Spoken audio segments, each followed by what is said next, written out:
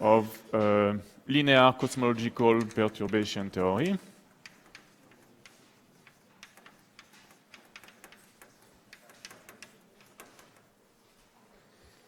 Which I will try to do in 3 hours. So the motivation is essentially to understand, let's say, the physics of the cosmic microwave background and its temperature fluctuation.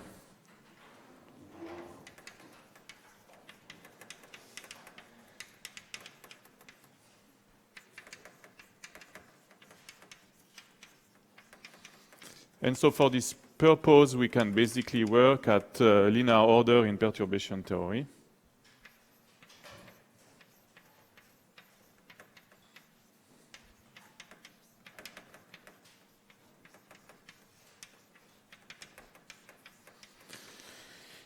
But obviously, the main difference with what we discussed yesterday is the fact that now our space-time is perturbed. There are perturbations, and we need to define what they mean and how to handle them, right? So we need, first of all, to the first step is to write down the most general perturb FRW metric. So again, let me just remind you that the convention for the signature of the metric is this one, and then we are using conformal time and co-moving coordinate eta and x.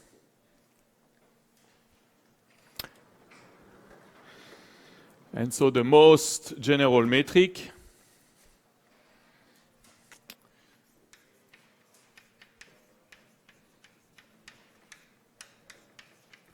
perturbed FRW. So the most general perturbed FRW metric can be, for instance, written down in this form.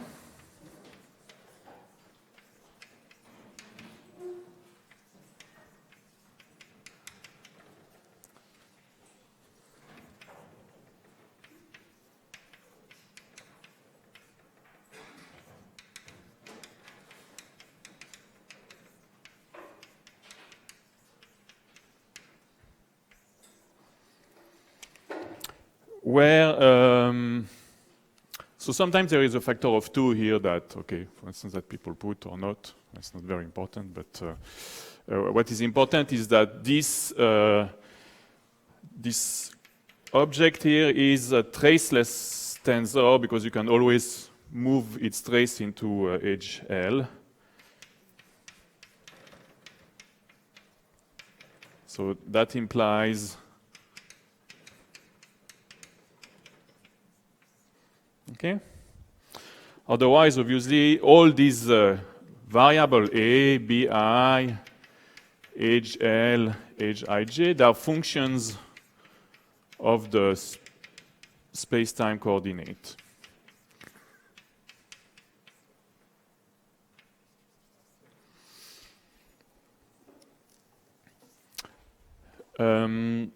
One more thing is that when you work at the level of at the linear level in perturbation theory, then you can actually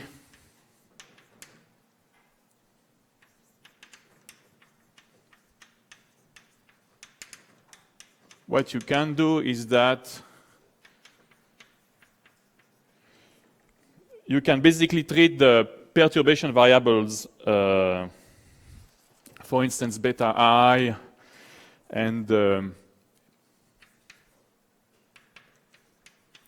edge Ij as 3 tensors. And you can raise or lower their indices with the reduced metric gamma Ij.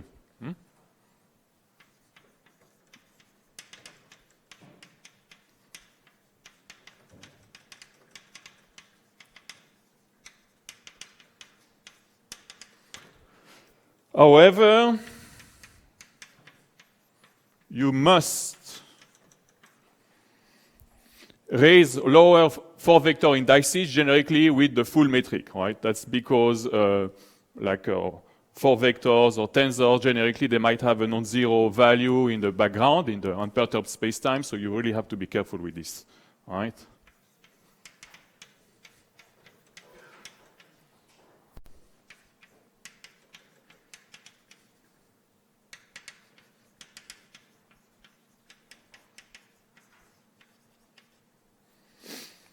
And in what follows, what I will assume, just for simplicity, I will assume that actually the background FRW is flat.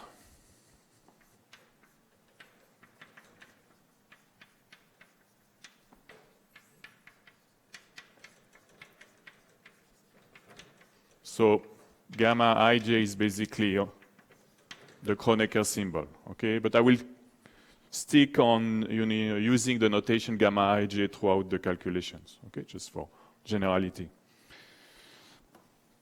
So now, once you have written down this metric, it's actually convenient to decompose these quantities into what people call scalar, vector, and tensor perturbations. So this decomposition is known as SVT decomposition for scalar vector tensor, and let me briefly go through it.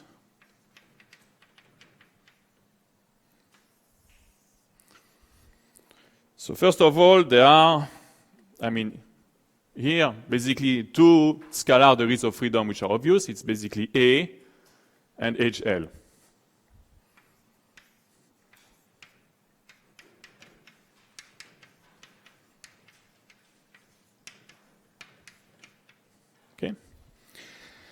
Then you have one vector field, which is this BI. Okay, so what you do, the idea here is basically to use this Helmholtz theorem and decompose, okay, which tells us that you can decompose any vector field into a gradient and a rotation.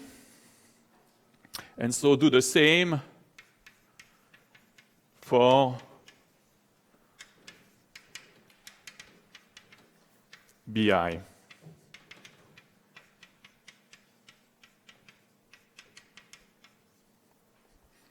So you basically write BI as a longitudinal piece. Sometimes it's also, it's curl-free. It's also, it also goes under the name irrotational piece, and a transverse piece, or divergence free. Okay, so that's the usual decomposition into gradient and rotation, as I said. So you write it this way, so we write it as BI is BI parallel for the longitudinal piece plus BI transverse, okay? And so there are some conditions, obviously, on these two quantities. In order to get curl-free and divergence-free contributions.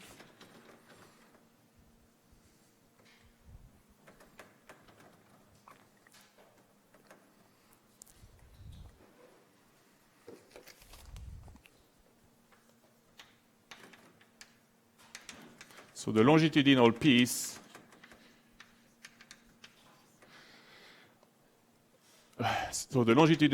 is gradient, right? So you have the condition that its curl is 0, okay? So you write it this way, which is basically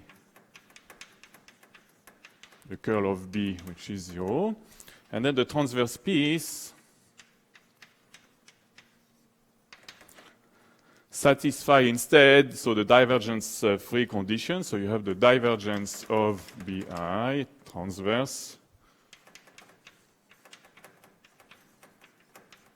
is 0, okay? And so the bottom line is that you can write the longitudinal piece, you can write it as a gradient, okay?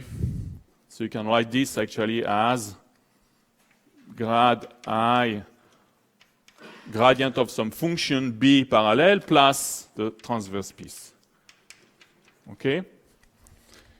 And so basically now you have split the 3 degrees of freedom of this 3 vector into one scalar function,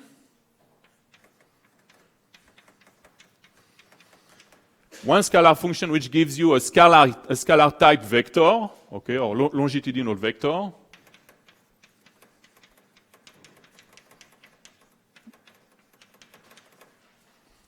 And then this BI transverse, which is a transverse vector, but we simply refer to it as vector degrees of freedom.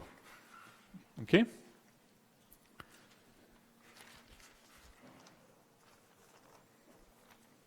And then you can proceed and basically do the same for the tensor Hij.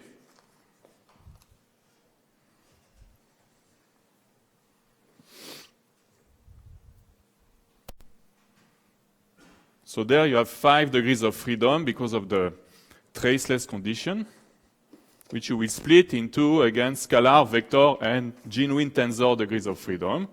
So you decompose Hij as 3 terms,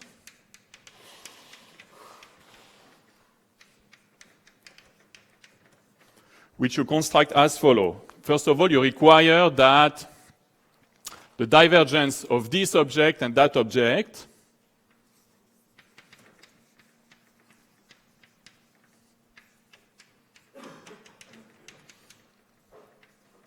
they are either longitudinal for this one or transverse for that one.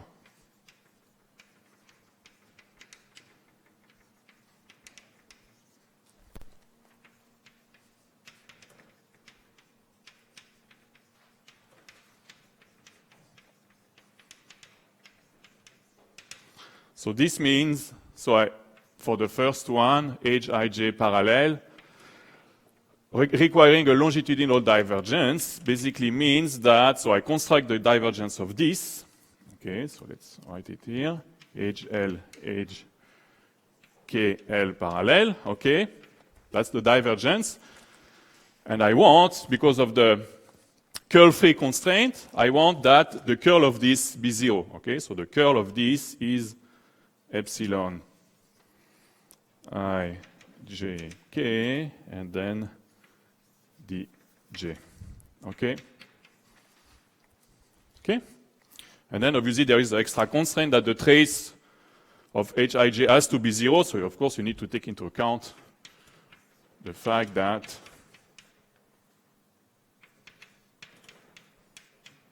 this is obviously 0. Okay? Then for this piece, you want to have a transverse, okay, basically vector or divergence here. So you construct the divergence.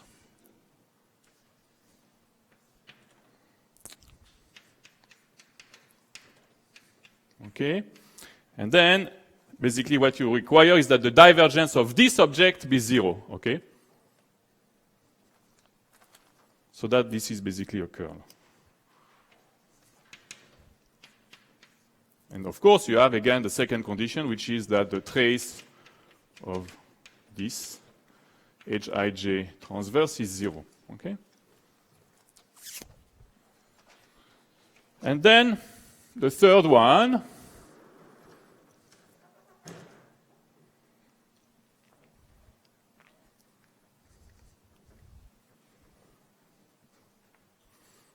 carries the 2 degrees of freedom which are left. Okay, so there is 1 here and then there are 2 here. Huh? That's a gradient basically, and that's a transverse vector, and there are 2 degrees of freedom left, and they are carried by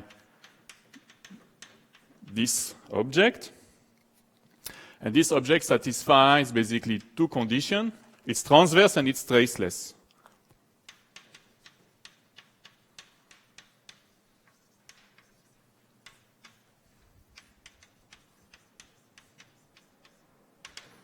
So you have the transverse condition in this case, which takes this form, and the traceless condition is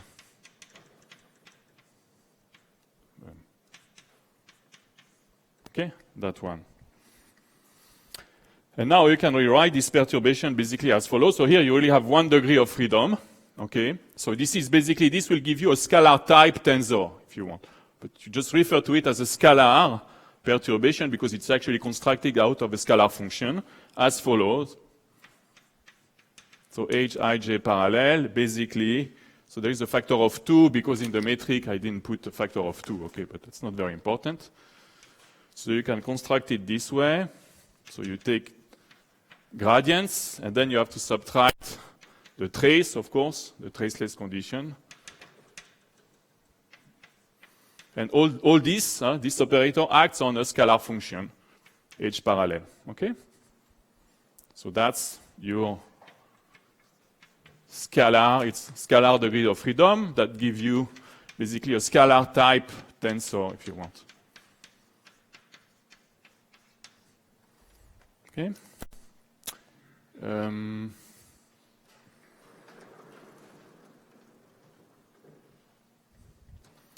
Then for the second, the transverse piece. The transverse piece, you can construct it out of a transverse vector. Right, so you have, so there is no factor of 2 in this case, so you can construct it this way. Okay, where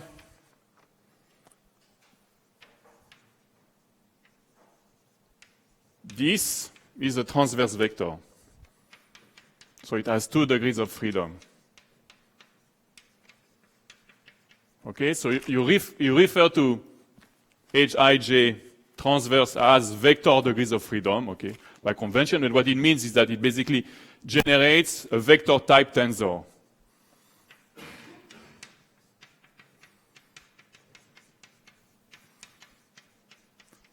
And then finally, there is the third object, which is really a genuine tensor degree of freedom.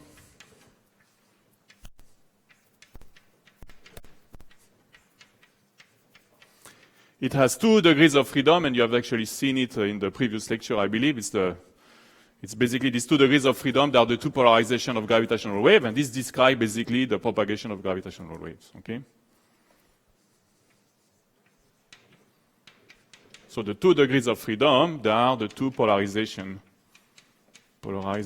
of gravitational waves, which are tensor perturbation.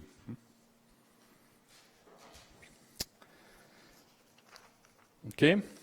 So in any case, in what follows, we will focus only on scalar degrees of freedom. Okay?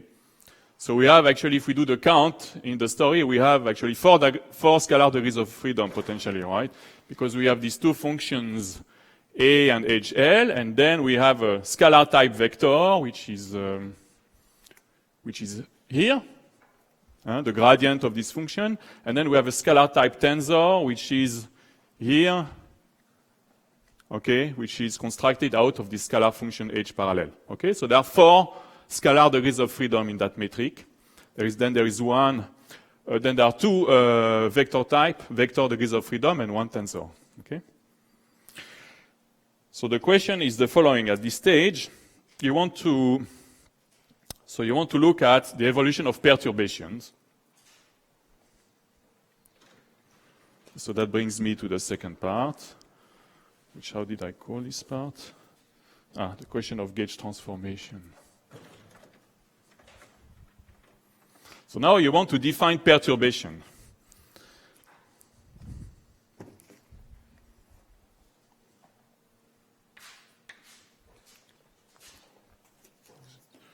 Two point one point one, 2.1.2.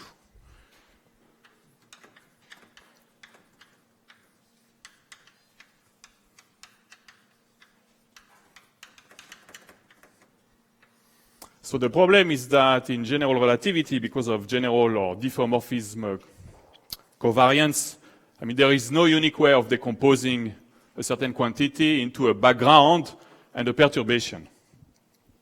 All right, so the decomposition into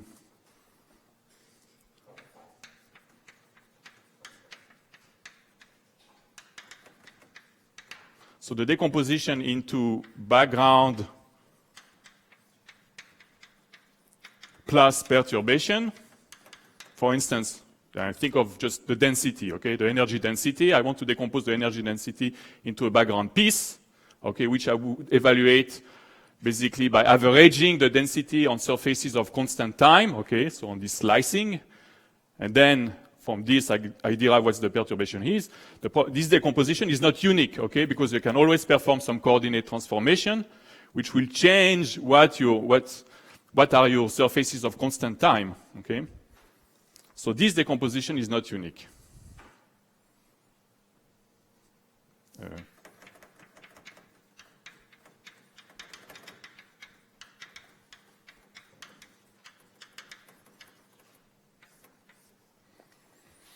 The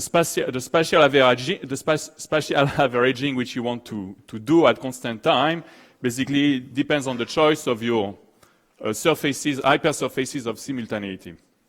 So just to illustrate this, I mean, first of all, to start with an illustration and get a bit of intuition. Consider, for instance, a density field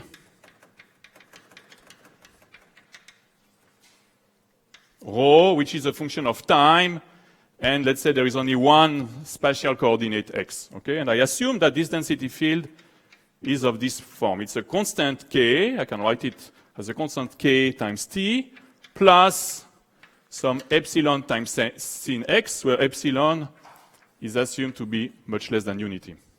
Okay.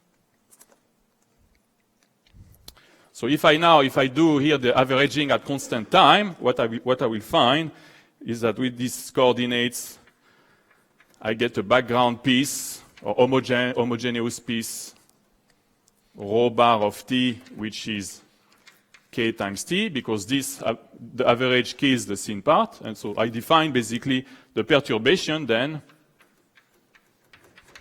The perturbation is the difference between the density, the full density, okay, minus what I picked up as what I got from the averaging.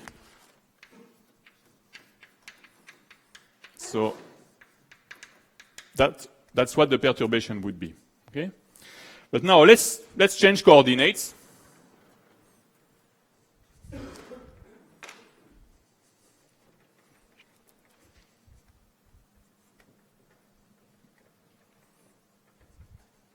So let's do a coordinate transformation.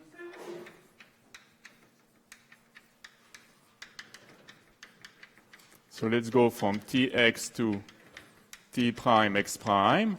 Okay. So where the new time coordinate is t plus epsilon over k sin x, and then the new position is the same as the old. Okay? So since rho is a scalar, which means its value doesn't change, okay, it's the same in whatever coordinate system you pick, okay, for the full density.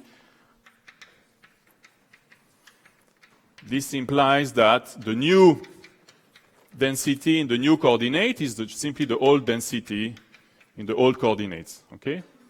And then I can just substitute, basically, I can just inverse this relation and substitute it into that expression. Okay, so what do I get? I will get that, okay? So now I want to write this as a function of this. And that becomes simply kt prime, okay? So rho prime of t prime x prime is kt prime. So you see that in this case now, if I perform the averaging on surfaces of simultaneity of constant coordinate time t prime, I will find a background rho bar prime t prime, which is kt prime, but there is no perturbation anymore.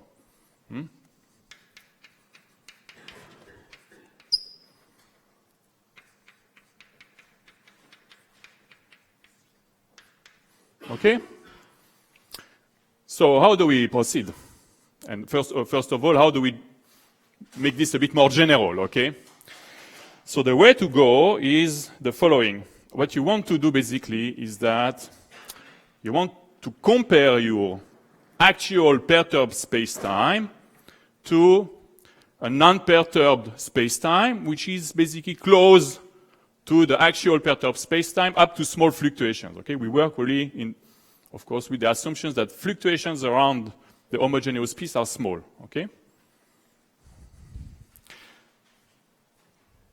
So let's sketch this.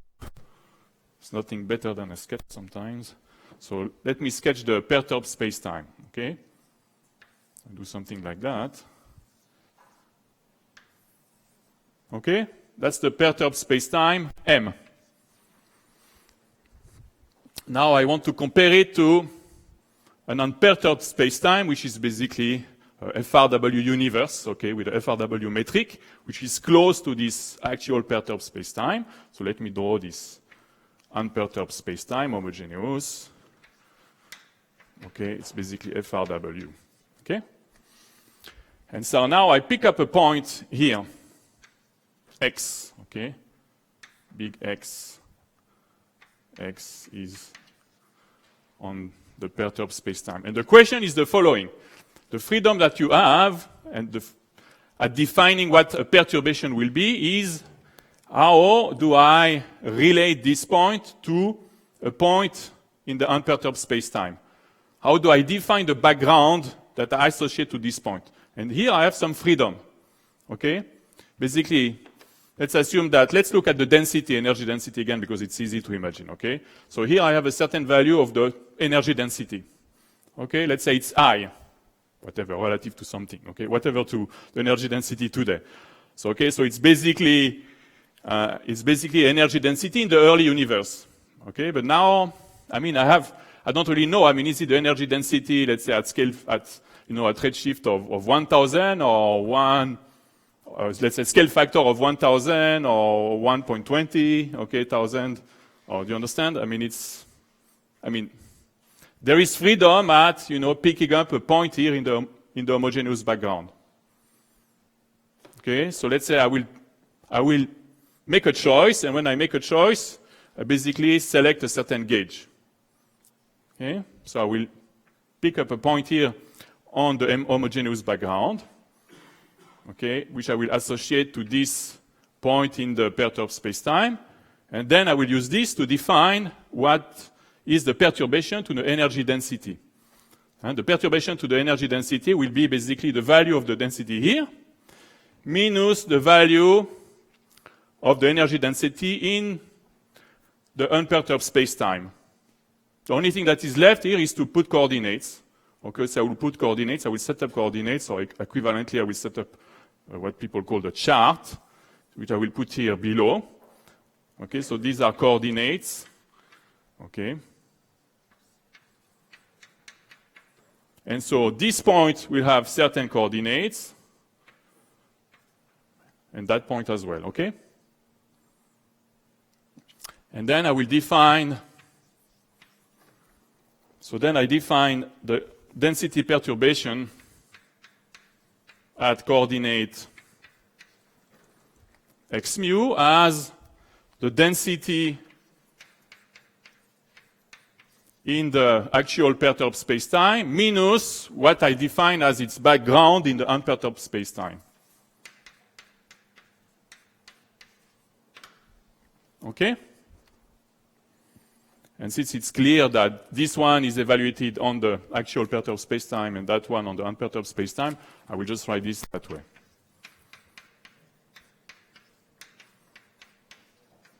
Okay? So basically, what is a gauge choice? I mean, basically, it's basically a choice of the mapping between this point and the corresponding point here on the unperturbed spacetime. Okay, that's what defines a gauge. Okay.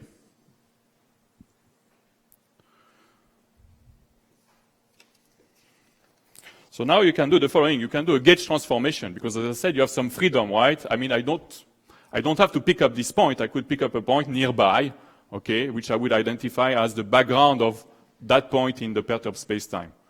Okay? So basically, if I do a gauge transformation, well, then I change the mapping from the unperturbed spacetime to the perturbed spacetime. Okay? And that can be described at the level of the coordinates. I mean, as follows. I basically don't change the coordinates, but I define basically, so now that's the position of the background of this point, and basically it's shifted by some amount relative to the former choice. Okay, so here you have x mu, and here you have a coordinate x prime mu, which is the old x mu, plus some coordinate shift epsilon mu. Okay?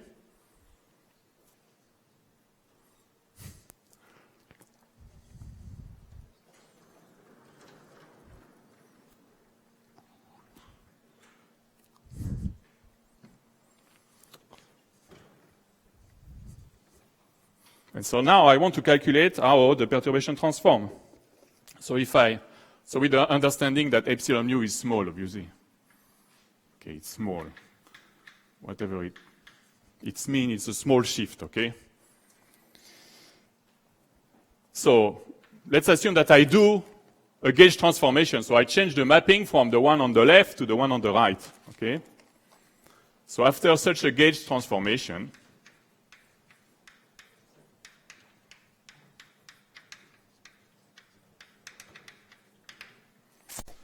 so the density perturbation becomes delta rho prime as a function of now the coordinate x prime mu. By definition, it's the density, now rho prime in the new coordinates, okay, the density on the actual perturbed spacetime minus now the new density on the unperturbed FRW spacetime. Okay? That's how I define the perturbation. Now I try to simplify this. First of all, the first thing I will use is the fact that rho is a scalar. Okay, so its value is independent of, it remains the same, whatever coordinate I choose. So rho prime of x mu prime is actually rho of x mu. Okay, the value of the density at that point x has not changed because rho is a scalar, right? It transforms as a scalar, okay? Minus, okay? And then I will use the fact that I'm still using the same homogeneous spacetime, okay? So rho bar prime is rho bar. It's the same solution. The only difference is that now I'm evaluating it at x prime mu and not at x mu.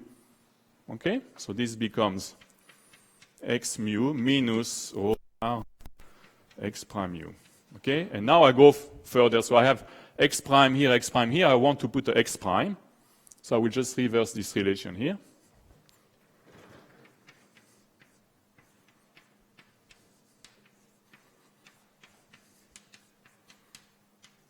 Okay? And then I go to first order, okay, small perturbation. Linear theory, I go to first order. So this gives me rho of x prime. This gives me rho of x prime mu minus epsilon mu d mu rho of x prime mu minus rho bar of x prime mu. Okay.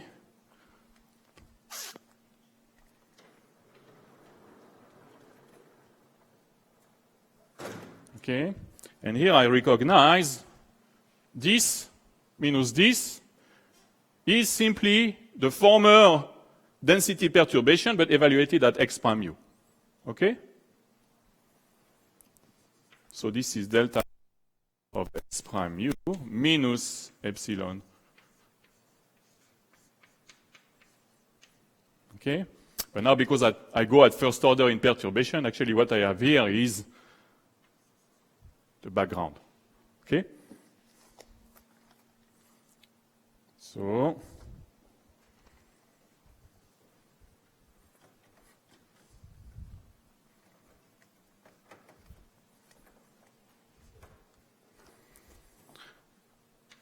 So I have delta rho prime basically is delta rho minus epsilon mu d mu rho bar, okay, at first order in perturbation.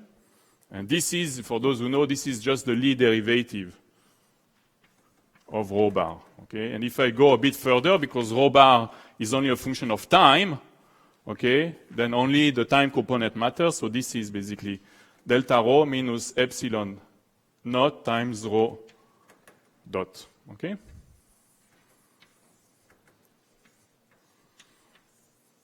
So that shows you how, for instance, the density perturbation transforms under like some general gauge transformation. So what you notice is that if basically if a certain quantity, certain physical quantity has some non-zero value on the unperturbed space-time, a gauge transformation will generically change the value of that perturbation.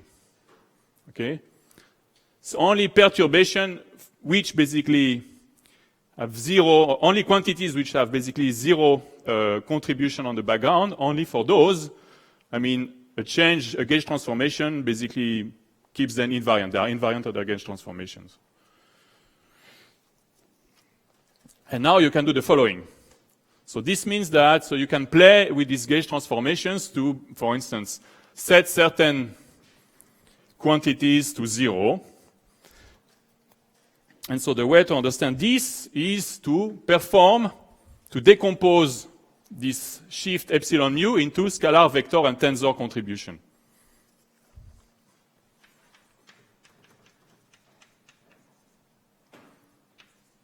Okay, so you will write it as follows. Okay, so there is basically a function and then a vector. Okay, so you have, again, now we know, so we have two scalars. Okay, we have epsilon naught, which is a scalar function. And then the vector, we decompose it, let me put it this way, into, again, a curl-free piece and then a transverse piece. Okay, so these two terms, they are scalar degrees of freedom. Okay, so I have two scalar degrees of freedom. And this one is a vector, transverse vector degree of freedom.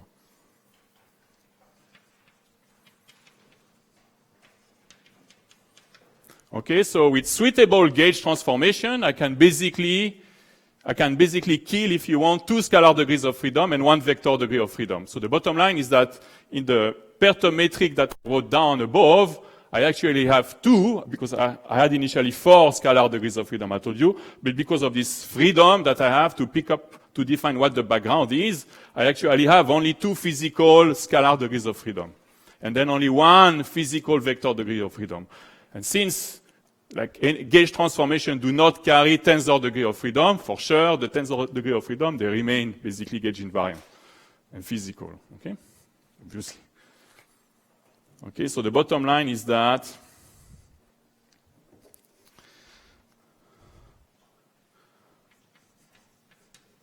for the metric perturbation,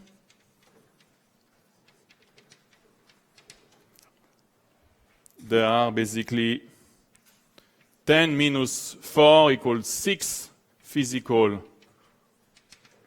degrees of freedom, okay, from minus the 4 degrees of freedom here. And I had 4 scalars minus 2 scalars here, so I have 2 scalar degrees of freedom, 1 vector degrees of freedom, and 1 tensor. Okay?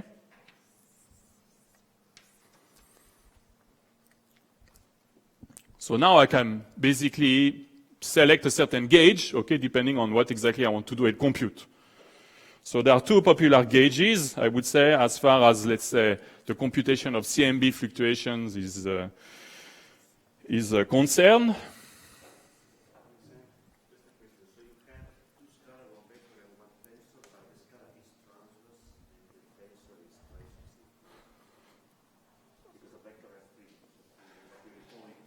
Yeah, I have really 2, I mean, what I mean, they are really like, here they could be scalar type vectors or scalar type tensors, right?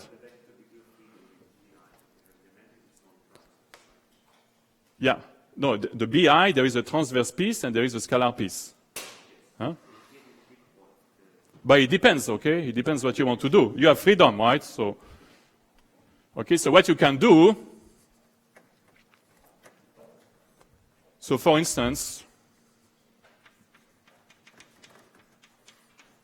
so let me give you two popular choices. So for instance, what you can do, I will just focus on the scalar degrees of freedom, basically. But let me say, the synchronous gauge. In synchronous gauge, basically what you do is that you set A to 0 and you set basically BI parallel to 0. Okay, I forget about the vector and tensor degrees of freedom. I could take another gauge which is known as, there is this conformal which comes because we use conformal time, but it's known as Newtonian gauge, also longitudinal gauge, also Poisson gauge. Okay. And in this gauge, what you keep as your two scalar degrees of freedom, it's basically A. So you keep A, which you define as psi, and HL, which I defined as phi. And basically, I mean, these basically phi, psi, and phi, they are the so-called Bardeen potentials. I mean, I don't have time to discuss this, but they are basically the two gauge invariant scalar degrees of freedom in the metric, okay? And you can think, obviously, of many other gauges, right? I mean, it's not restricted to this. And so let me say the following. So in what follows,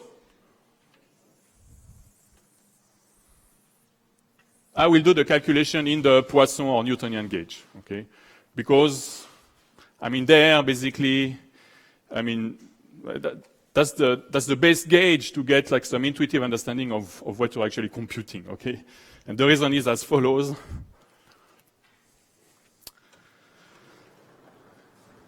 The reason is as follows. If you basically write down the full perturbed Einstein equations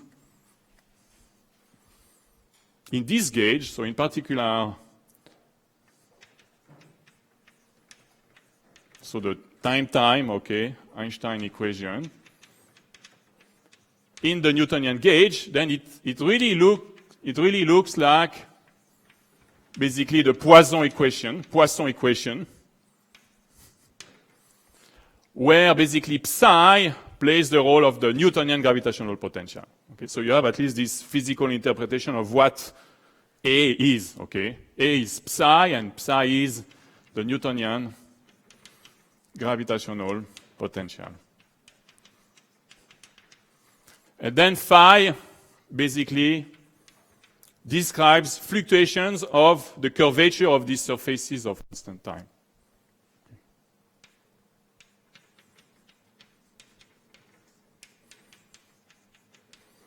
And one more thing is that if you're in a universe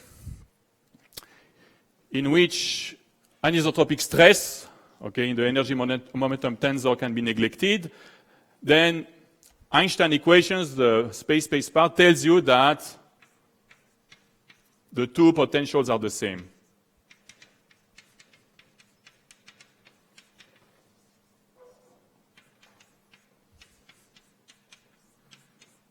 Okay. So maybe let's write it down at least. Let me write it down somewhere. So let's write the metric.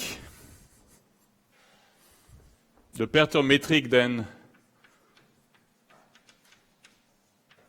in this longitudinal gauge.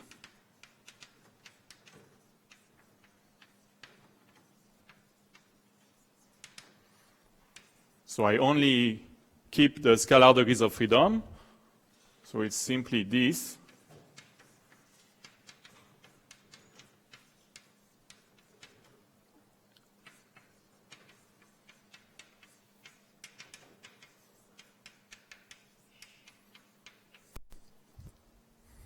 Okay? And just to tell you, I mean, the fluctuations here, basically in the gravitational potential, they are small. They are of order of 10 to the minus 5. Okay, so that further justify, you know, the going to linear order in perturbation theory. So I wonder whether maybe we should have a quick break now, and then I can maybe 5 minutes break, and then we go on for the rest, because I will change slightly. I will change gear. An equation for photons.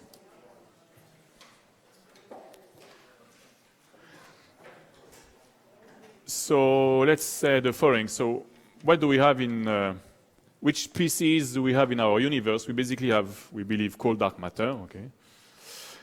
We have baryons,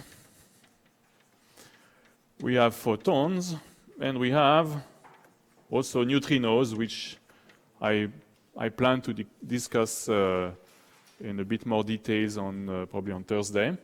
And what I want to focus on, I mean, in this hour is baryons and photons. Okay, so we are in the early universe before recombination. And baryons and photons, because the universe is basically mostly ionized, right? So baryons and photons interact strongly through Compton scattering.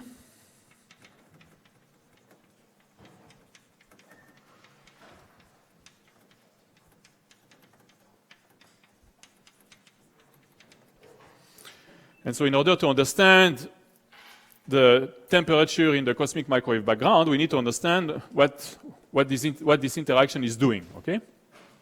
It's very important. Now, in principle, what you have to do is that for actually each of these species, you need to write down Boltzmann equations, okay? Most generic way, okay? That would be the most general description. Write down Boltzmann equations with collision terms, okay?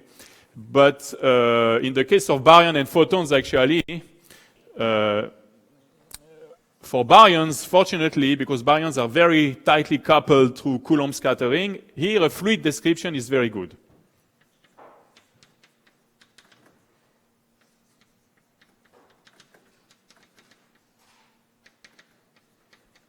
Okay, so you can basically describe the behavior of the baryon distribution and their fluctuations simply through a baryon energy density and a baryon bulk velocity. Okay, for photons it's different. You really have to go to the Boltzmann, to the Boltzmann equation with collision term, because in principle at small scales, I mean, Compton scattering is not perfectly efficient, so photons can leak out of perturbation. So they have a non-zero mean-free path, and so this implies that, I mean, when you will, for instance, when you look at the distribution of incoming photons, okay, you see it at a certain point in the universe, and you look at the distribution of the incoming photons, you will see not only an average temperature perturbation, the monopole, and an average dipole, but you will also see quadrupole, hexadecapole, etc., all the higher order moments, okay? And so the way to go and to describe basically the photon distribution is to start from the Boltzmann equation in an expanding universe. So that's what we will basically work through during this second hour. So we basically start from phase space conservation. Okay, so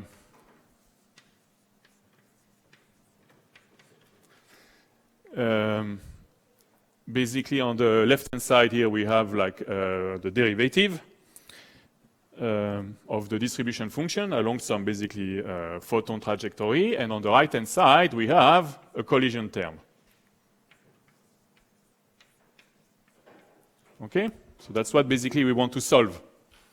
And the collision term in our approximation will be made up of constant basically scattering with baryons only. But in principle, there are other processes. Okay, in principle, if you really go to very high temperatures, so back early in the universe, you have double Compton scattering, you have Bremsstrahlung, you have all these effects. But since we want to focus basically on CMB anisotropies at relatively low redshift, I mean, what really matters is Compton scattering. Okay, so if there were no collisions, this would be zero, obviously. And if there are collisions, there is this collision term. So now, what about the photon distribution function?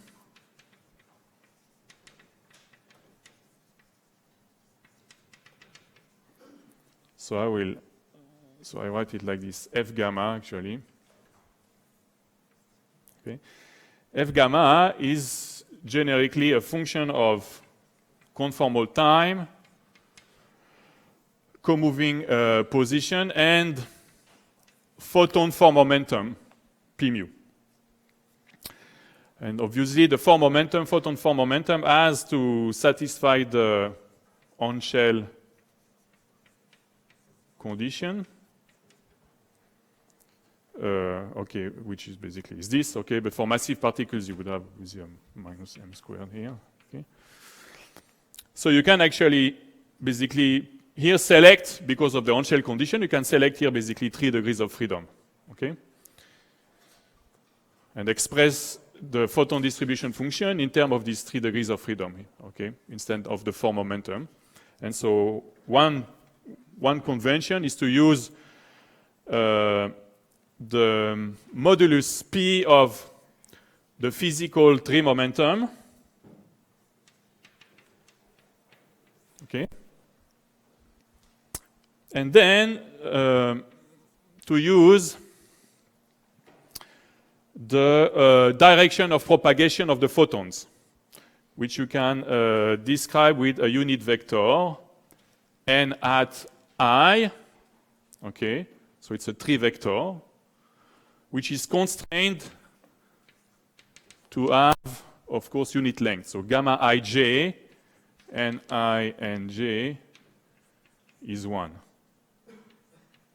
Okay, so you have 1 degree of freedom, and here you have 2 angles, right, basically.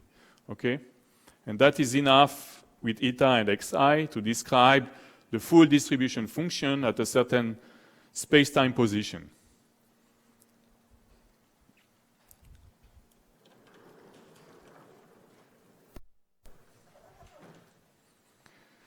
So F gamma is F gamma of eta xi p, and then I have n at I.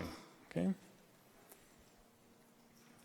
Let me say also remind you that so for photons, pi is dxi d lambda, where lambda is some affine parameter, okay, on the photon geodesic. When you have instead massive particles, pi would be m dxi d tau, where tau is the proper time, okay, of that particular trajectory. Okay, so now what you do, once you have written down, agreed on which variables do you want to use in order to describe the evolution of the photon distribution function, well, you write down the total derivative on the left-hand side in terms of partial derivatives of this variable, right? So that gives you, so you have df deta will be df deta times 1, obviously. Then you have df dxi dxi d eta plus df dp dp d eta plus df dni at d eta. Okay? So now it turns out that the last term actually does not contribute at first order in perturbation theory, because first of all the zero order distribution is isotropic, and then at zero order the photon propagates along a straight line. All right, so this is also 0. So in order to have a non-zero contribution from this term, you need a first order perturbation here times the first order perturbation here. So it's only second order. You drop it. Okay? And then we will also see actually later, because actually it's F gamma, okay, very well. We will also see because F gamma is homogeneous, so this has 0 contribution at the background level. So it gets a contribution at first order only. So this actually only needs to be evaluated at 0th order. Okay.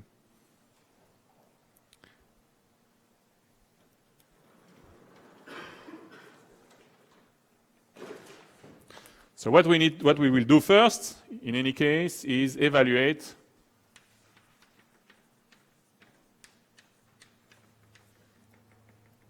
dxi deta and dp deta. So for dxi deta, what you do is that you start with the on-shell condition.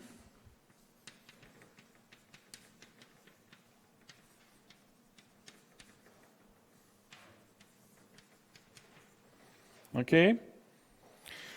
And you write it explicitly as, so you take the perturb metric in the Poisson gauge, in the longitudinal gauge.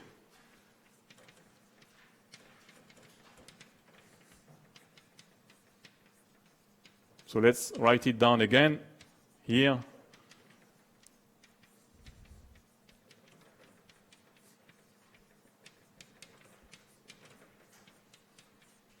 Okay, only scalar degrees of freedom are kept here.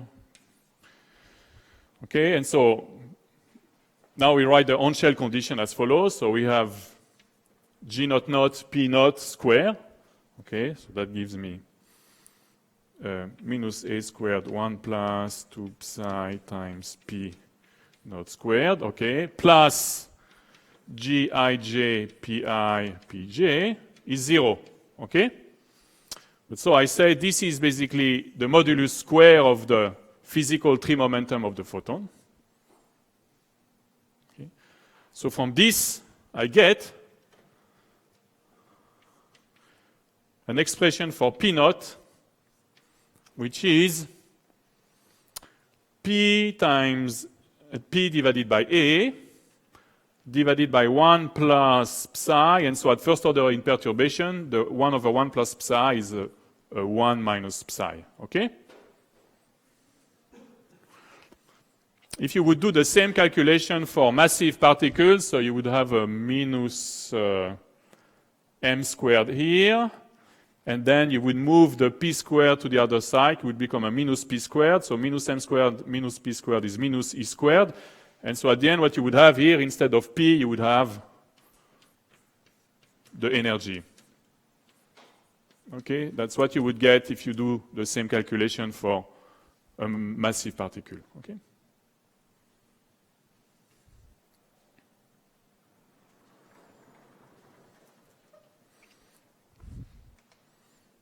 So what does this tell us? I mean, well, the energy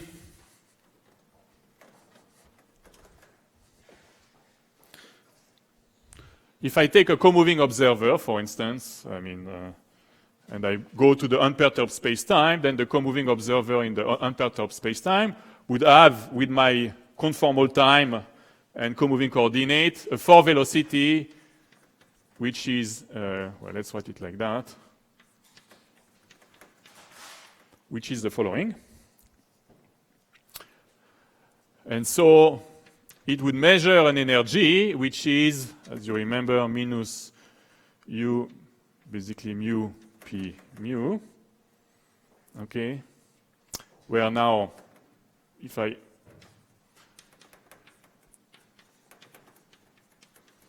move from contravariant to covariant indices, its 4 velocity would be minus a, okay, not. And so what it would measure basically minus u naught p naught, which is minus a times p naught. Okay, so this is basically really the energy of the photon, essentially, as measured by like a co-moving observer up to some factor of a. So what I learned from this is the following, is that when psi is positive,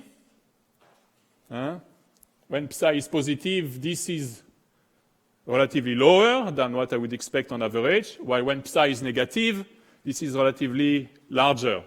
Now, the convention is the following. Psi is the gravitational potential, the Newtonian gravitational potential. So the Newtonian potential is negative where you have over dense regions, and it's positive when it's under dense. Right? So basically, the photon, when it falls into an overdense region, it falls into regions where psi is negative, so it gains energy. And then when it climbs it out on the other side, then it's going to lose energy. Okay, so that's simply what it describes. It's basically the blue shift or red shift of frequencies in a gravitational field. Okay?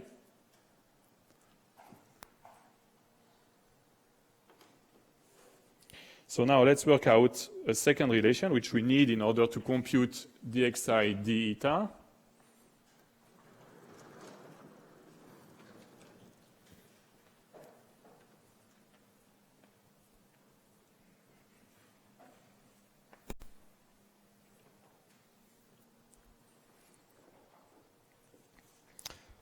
So what is important is that in general, pi is different from p times ni. And that's because the metric is perturbed, essentially. Okay? So we have, basically what we have to do is that we have to write pi as some function c times ni, and then figure out what is c. Okay? And we can do this the following way. So let's write down the modulus square of the physical momentum. P square is GIJ pi. Okay, now I substitute the C. I substitute pi by C times n at I. So I have a C squared GIJ n at I n at j. And now I take what the metric is in the Poisson gauge, okay, for Jij. And so this gives me c squared a squared 1 minus 2 phi gamma ij eta at I eta at j. This is by construction 1. Okay? So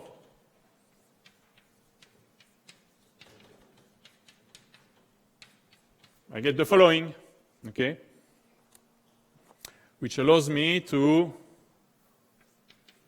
find what is C. So C is P divided by A times 1 plus phi, okay, at, again, first order in perturbation, okay?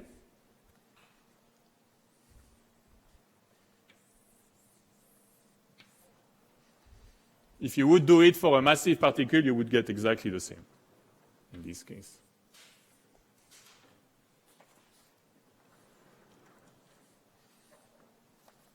So with this, I can compute the derivative dxi d eta, okay, along the photon trajectory.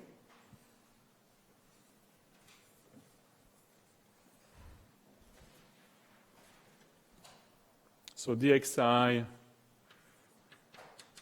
d eta, it's basically dxi d lambda, d eta d lambda. So this is pi divided by p naught.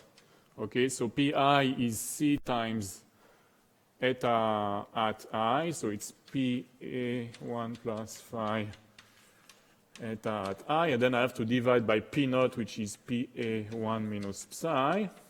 Okay, and so that gives me eta I times 1 plus psi plus phi. Okay? So that's the first result which we need. And actually what we will need, as I told you already, from this result is actually only the background contribution. So it's just eta at I. Okay? So what does this show? So what is this? That would be the coordinate velocity of the beam of photons, right? So I see that the coordinate velocity, well, can change depending on whether I'm going through an overdense region or another dense region. Right?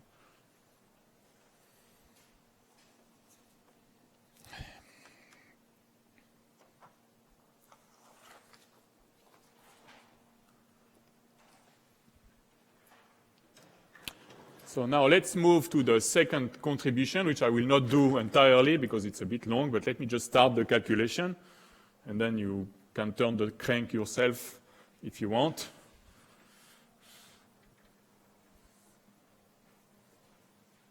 So to calculate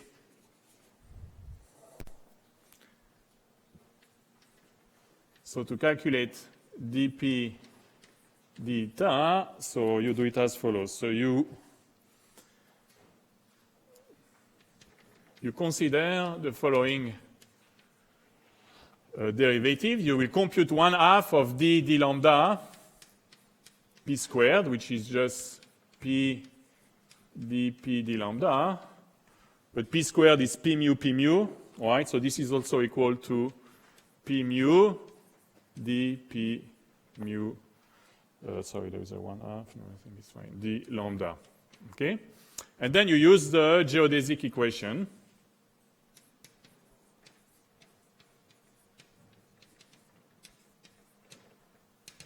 So dp mu d lambda equals to minus Christoffel symbol, okay, which you substitute here, okay. So that gives you p dp d lambda is then minus Christoffel symbol p mu down p alpha p beta up, okay. And then if you want, you can divide by 1/p square here. That gives you 1/p, and then you have this minus 1/p squared. So the only thing that you need to do at this point is that you have already all the components of the photon form momentum. You just need to calculate the Christoffel symbols in the Newtonian gauge, which is not very illuminating, but you can. I have them if you want to do it. Okay, I give them to you, and then you do this calculation. You go to first order, and you get the result. Okay, and the result is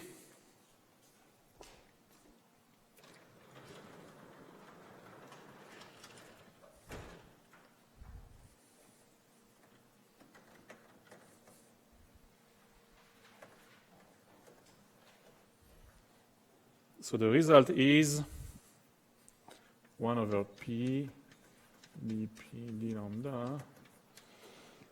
So there is a mean edge, curl edge, phi dot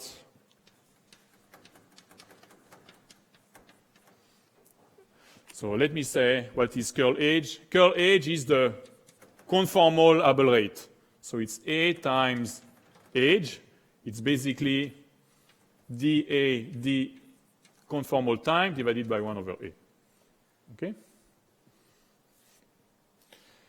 So you can see that the physical momentum of the photon can change in 3 ways.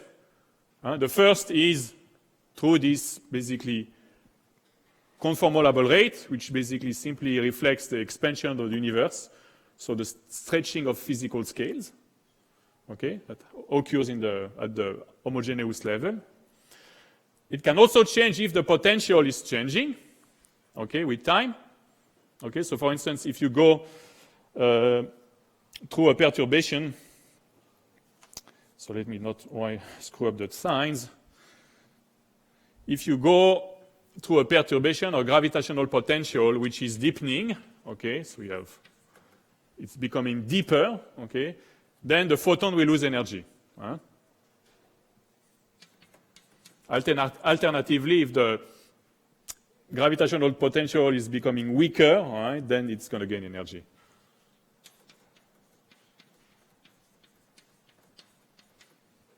And then the third term you see, so it has to do again with the way basically you go through a perturbation, right? So let's try to draw this this way. So let's assume that I have an overdense region, so that's psi, okay. Now the gradient of psi will give me the steepest ascent direction. All right, so the grad of psi will be basically this way. All right, so if the photon is going through this perturbation, through the center of the perturbation, so its direction of propagation will be that way. So the scalar product will be negative, so the whole term is positive. So it's gaining energy. Okay, so when the photon is going through potential well towards its center, it's gaining energy, and then when it goes out, it's losing energy. Okay?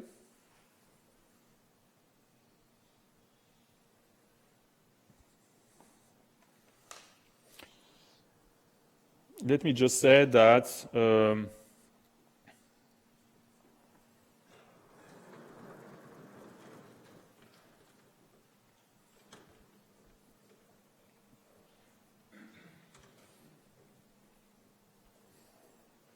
if you would just do, so again, this calculation for massive particle,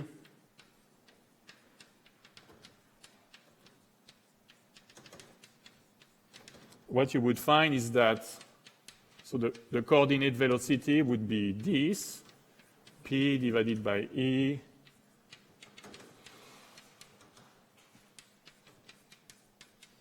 and you would find that, so the change here in the modulus of the physical momentum of the particle would be minus h, again expansion, time dependence of the gravitational potential, and then there is this term, EP. So the question is, can I, if I take the Newtonian limit, do I recover the standard non-relativistic Boltzmann equation? So what do I mean by Newtonian limit? First of all, I take the limit of a non-expanding universe and small velocities, okay? So let's just make sure. So if the universe is not expanding, basically, that just would drop, okay? Then as I said, okay, we assume also that the potential is not changing in time significantly, so you would drop this. Then as I said, at first basically order, what matters here is really only the background, the homogeneous contribution, so you just don't need this. And then basically this becomes, what did I say? So that becomes, is it E over P? Yeah, so the M, yeah, so here the E goes to M, and then you have the 1 over P here, but that's basically you will take out with the 1 over P here. Right? So you would find that in this limit, dp d eta would go to minus, so you have the M here from here, the 1 over P have cancelled, so it would go to minus M Ni di psi, and you would have that dxi d eta would go to basically, so that gives you, sorry, there is a P here. Yeah, it would go, yeah, that's true, there must be a P. P over M times eta I. And if you plug this into the Boltzmann equation, you recover the standard non-relativistic Boltzmann equation in a non-expanding universe, obviously. Okay?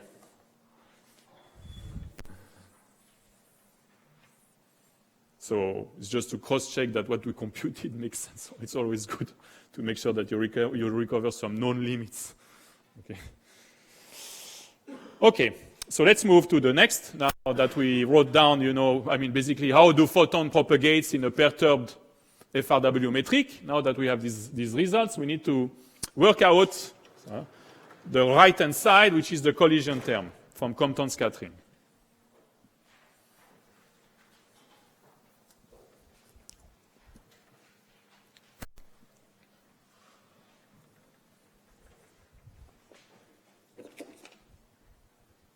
The size of the chokes is shrinking.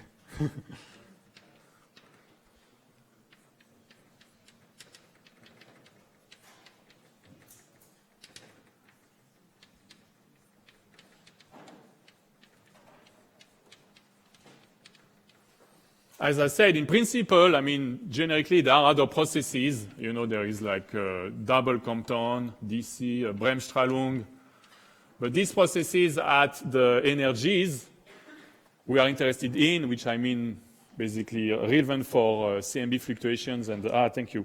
So I think I need to, yeah, we'll take it's too big and it's going to make noise. What is really relevant is Compton scattering. Okay, so the process is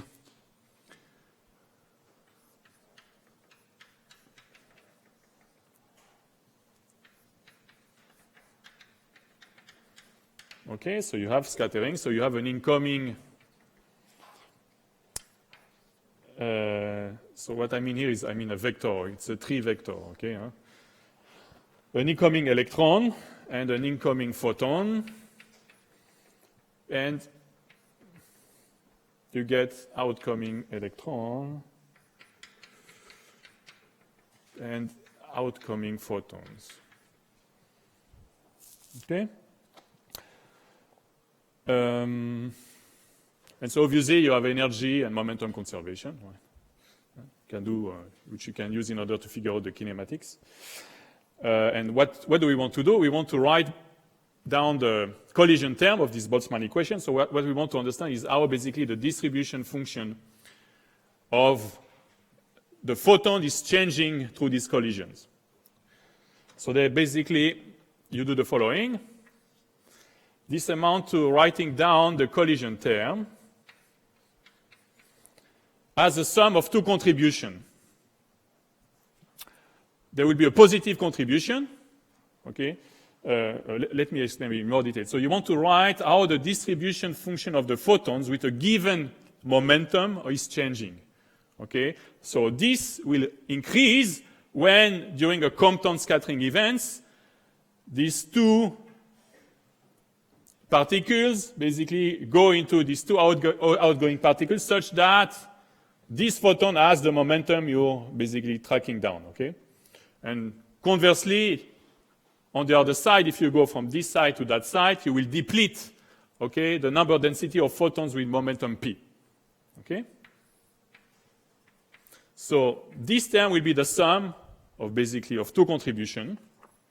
So first of all, the whole process obviously is described in quantum electrodynamics, and there is a scattering amplitude, which I will call m. And so when you calculate this rate, obviously what comes in is the modulus square of this scattering matrix amplitude, okay, which is the same whether you go this way or that way, okay? And then this will multiply, basically, so if you go, let me make sure, if you go toward an increase in the number density of photons with momentum p, you will have a plus, and this will depend on the number density of electrons and photons on this side, okay? You go that way, okay? So it will go this way. So Fe k prime is the distribution of electron with momentum k prime. You have to multiply by the distribution function of photons with momentum p prime, okay? And these are scattered into these two particles, and you track, okay, what's going on for this photon. Otherwise, obviously, you can go the other way around, and so then you will deplete, minus sign. Okay? And then you go from Fe k, and you have also F gamma p. Okay? And now, obviously, there is something here missing because you need to integrate over all the possible configurations, right? You're only interested, you just want to fix p, okay, because that's what you're tracking here, but all the other momenta, okay, you integrate over. So basically, let's write it this schematically like this. You will have a sum over k, k prime, and p prime. Okay? And so how do you interpret this? Basically, the collision term is the rate. So here you have, if you want, a rate of production of photons with momentum p minus the rate of distraction of photons with momentum p. Okay? That's a balance between the two. Two more things. In principle, you would have extra factors in there. They are neglected because they are not relevant. But for fermions, you know, you have this Pauli blocking. If the final state is already occupied by some fermion, you just cannot scatter into it. Right? So in principle, you would have factors of 1 minus the electron density, which basically reflects this Pauli blocking, okay, for fermions. And then for photons, conversely, because they are bosons, you can have this enhancement. Okay? If you already have n photons in the final state, then the probability that you go into this final state is amplified. But because the number densities that we are talking about here, they are small, I mean, the occupation number are small, I mean, you can safely neglect them. Okay? We are talking about relatively dilute, or relatively or very dilute plasma. Okay?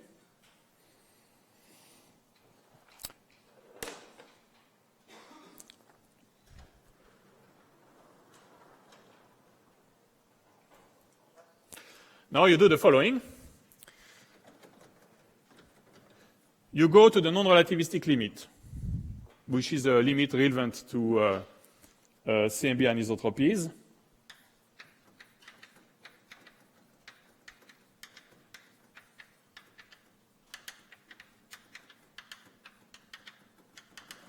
So what do I mean? Basically, the kinetic energy of the electron is much, much smaller than its Red's mass, okay?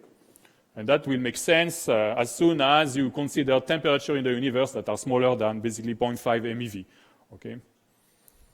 And for recombination and production of CMB, you're at a temperature of order or even less than electron volt, so that's a very good approximation. So then the non-relativistic limit of Compton scattering is Thomson scattering. And Thomson, you write it that way. Okay, so there are basically, in this limit, you have like elastic collision in the sense that the energy of the incoming photon is essentially the energy of the outgoing photon. The only thing that scattering does is to randomize the direction of propagations of the photons. Okay? So you have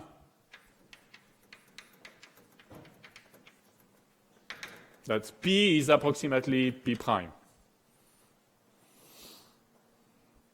So now if you go to QED and you do a calculation using Feynman rules, you will find that at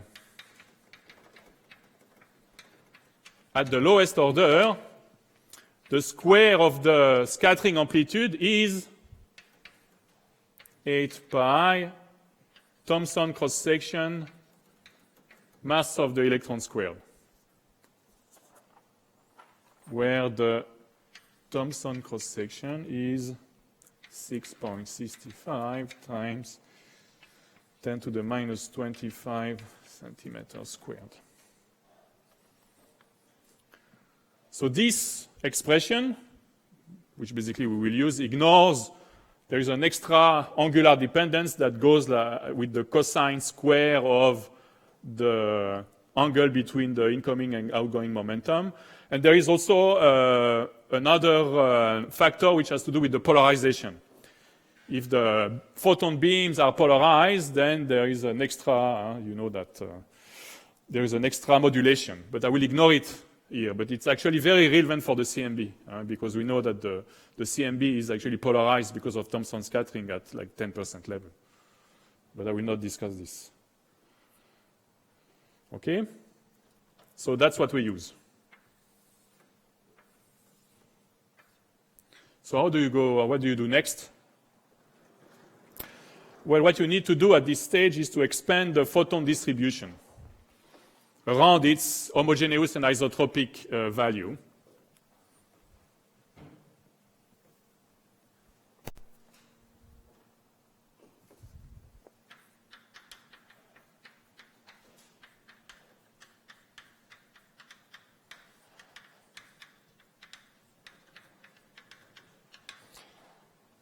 So, at zeroth order,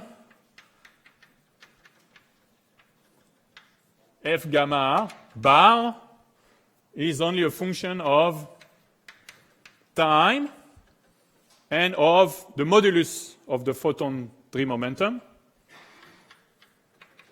And this is given by a Bose-Einstein.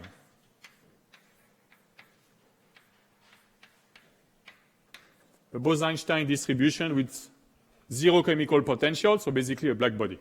Okay, so let me say something, because I forgot to say a couple of things about this.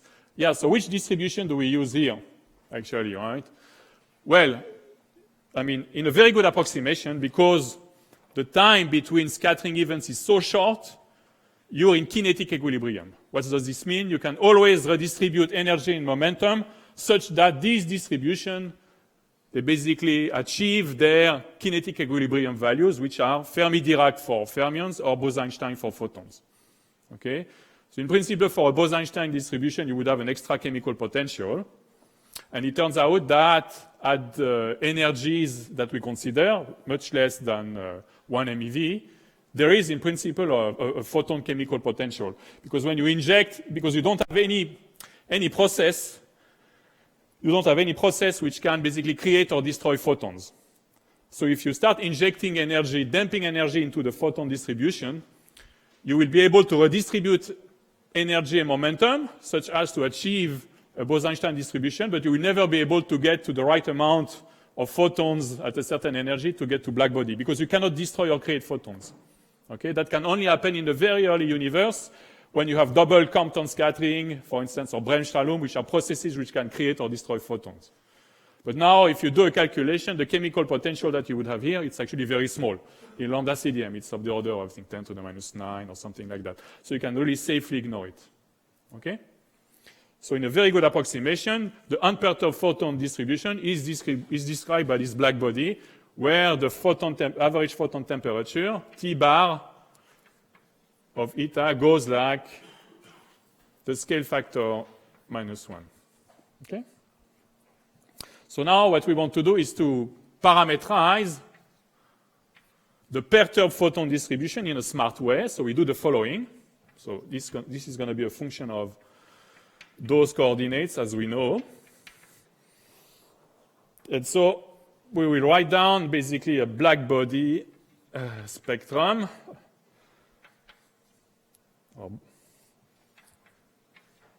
But taking into account a possible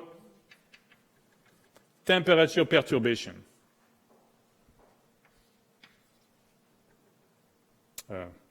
X of this minus 1 minus 1. So this theta, this capital theta, Greek capital theta, okay? This Greek capital theta, is it good? Or is a function of time position, but it's not going to be a function of the photon momentum.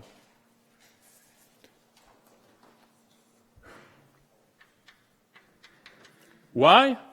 That's because basically what can change the energy of the photon is the gravitational potential.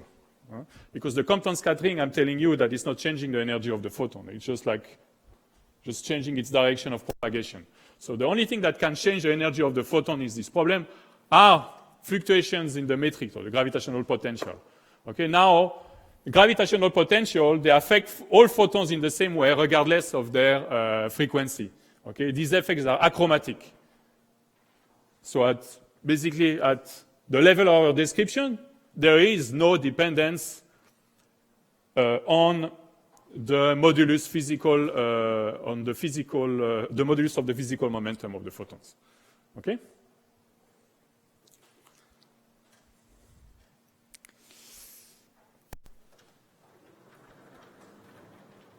I will just do one more step and then I will stop.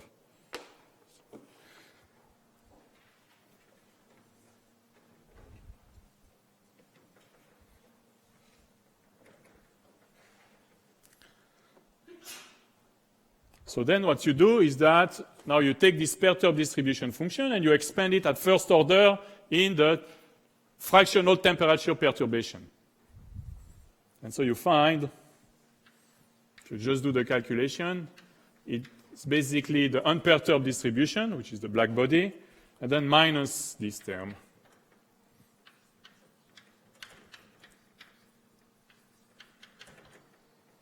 Okay, and this is basically the perturbation in the photon distribution function. Okay, and then note that this term, okay, for the Planck spectrum, this is always negative. Okay, so minus P, this is always positive. Okay, so when you have a positive temperature fluctuation, this is positive, so you have an excess, okay, in the distribution function, in the occupation number, okay? While you have the opposite if the temperature perturbation is negative, because the Planck just decays, okay, as a function of momentum, obviously. Okay, so then what do you do? Well, then there is the lengthy part of the calculation, which I won't do. Then you have to take all these elements, okay, and put them into the collision term and do all the integrals over the phase space. So that takes some time, but I will just write down the final result.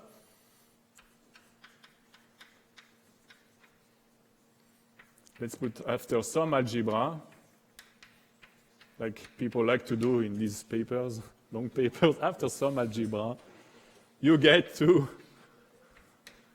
df gamma, the following result. So the collision term takes the form, a simple form, let's say, which we can understand intuitively.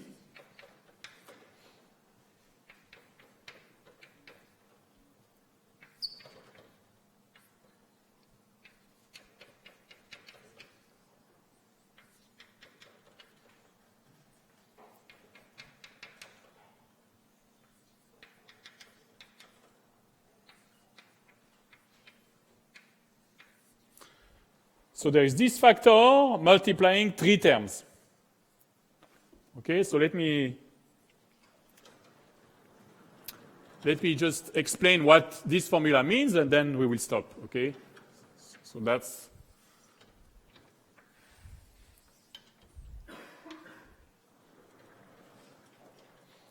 so first of all,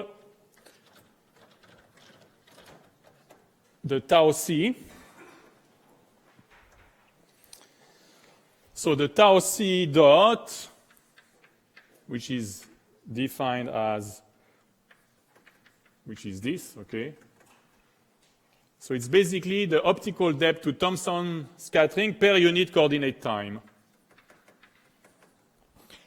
So this is to say that the inverse of this quantity is basically the time between scattering events.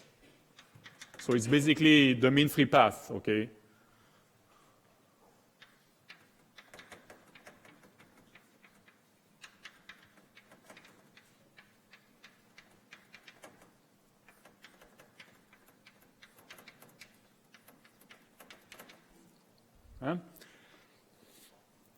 So what do we learn from this? So we see that what we have is basically 1 over the mean free path.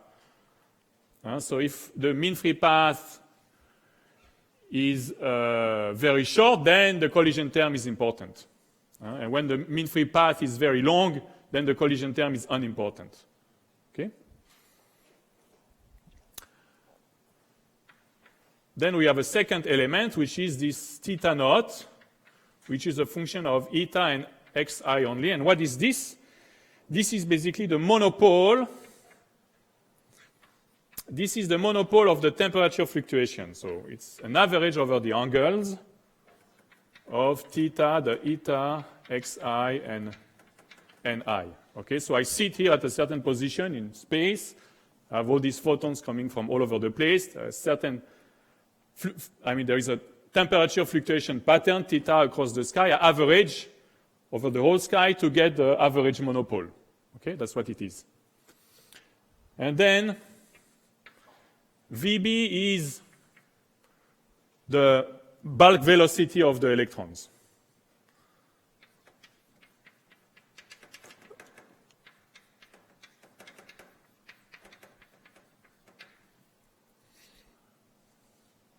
So what's the interpretation of these 3 terms?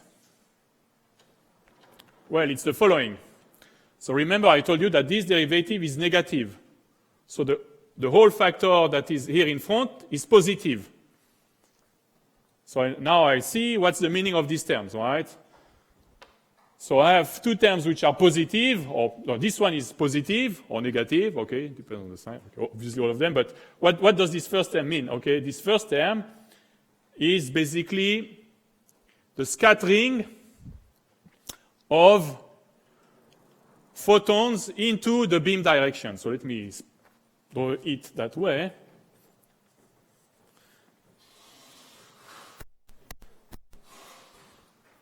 So I have the photon beams here, and then I have like electrons here. Okay, that's the photon direction of propagation. Okay, that's the beam which I'm tracking. And now there is a contribution. I will enhance, if you want, the temperature of the photons in this beam as follow. And there are photons also coming from other directions here. okay, towards those electrons here. And because of Thomson scattering, some of them will be scattered into the beam which I'm tracking, okay? So Thomson scattering will add photons, okay, into the beam that I'm tracking.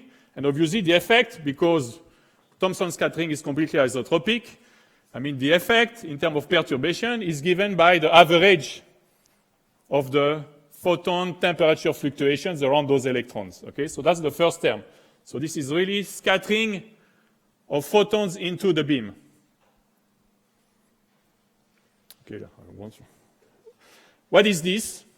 Well, there is minus sign here, okay? So this is simply the depletion of the photons that are in the beam, okay? So the photons that are coming from here and that are scattered out of the beam because of Thomson scattering. So this is this term, okay? So those, they will go here, there, okay, wherever, but not here, okay? So this is this term. And then there is a third term, which is basically the fact that, electrons and photons might be moving relative to each other. So there is, in the non-relativistic limit, there is a Doppler shift. Okay, so that's what this term is. But you see that this term is modulated by a cosine. Okay, so if you actually do the average over all the angles, this term averages to 0.